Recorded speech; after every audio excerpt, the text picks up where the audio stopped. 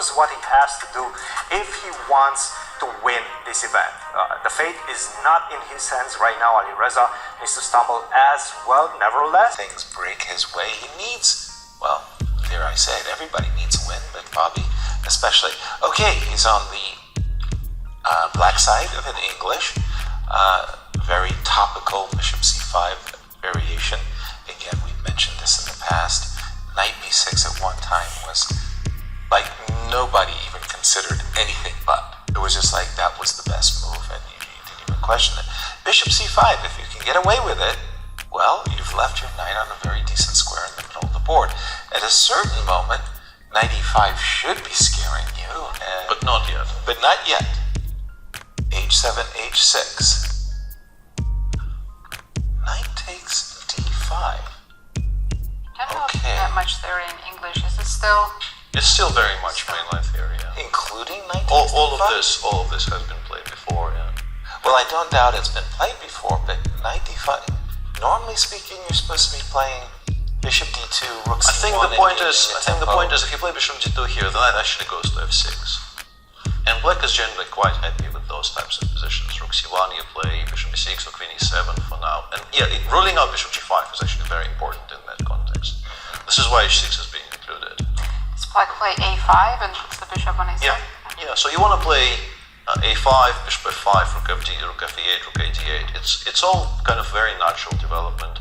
Pragg has played this with black a great deal himself, so he knows these ideas from both sides, so to speak. In the game, h7, h6 was played. Knight takes d5, not letting the knight escape. Yeah. If I can put it that way, no knight f6 for you. Queen takes d5, bishop to d2. Fabi just made a move. Queen e6. Queen e6, yeah. At a certain moment, It's going back to e7, right? Yeah, you just have to get out of the way of the tempo. Not necessarily because I could be threatening knight d4, knight takes e5, but just the knight g5, knight e6 relocation. The queen is going to have to retreat. Queen e6 voluntary retreat, I meant to say. Queen's coming back to e7. At the moment, I don't see any advantages here for white that I would like to take advantages. And how do these two players?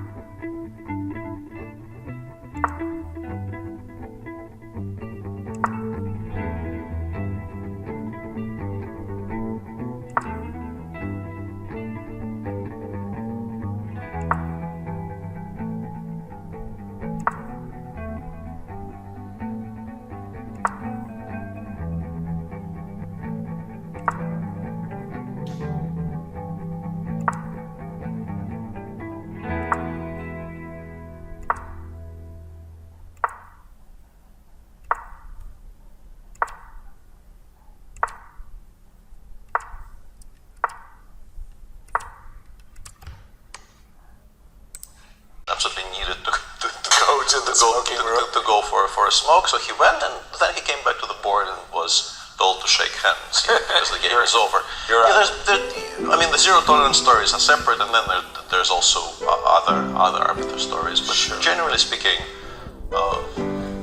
it's maybe not a very glamorous job, but most people do it competently. Yeah.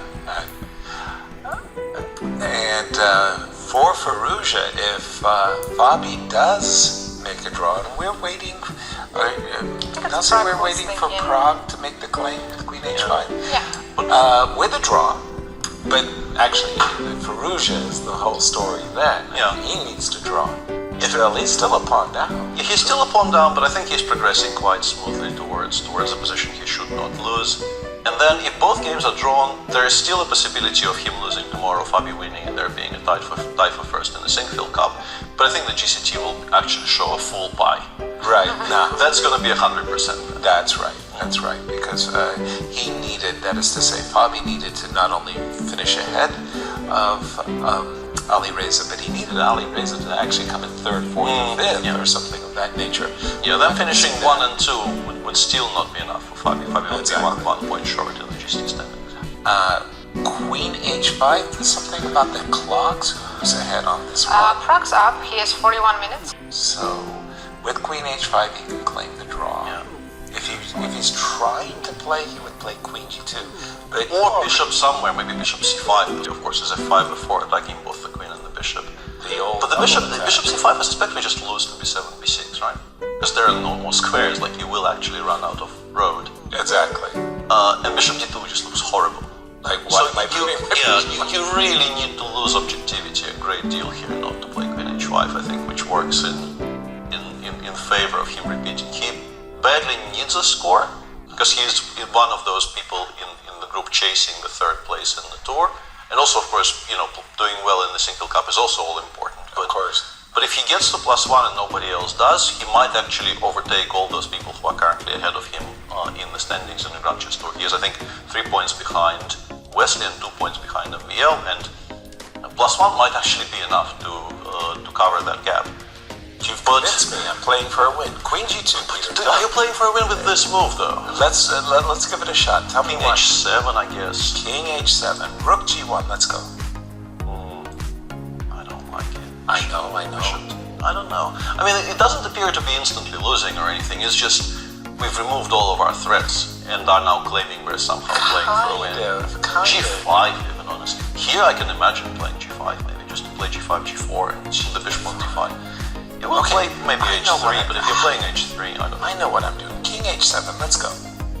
B5. Okay. I gotta lengthen the diagonal. I get it now. Suddenly, Yeah, okay, let's... gates of heaven open.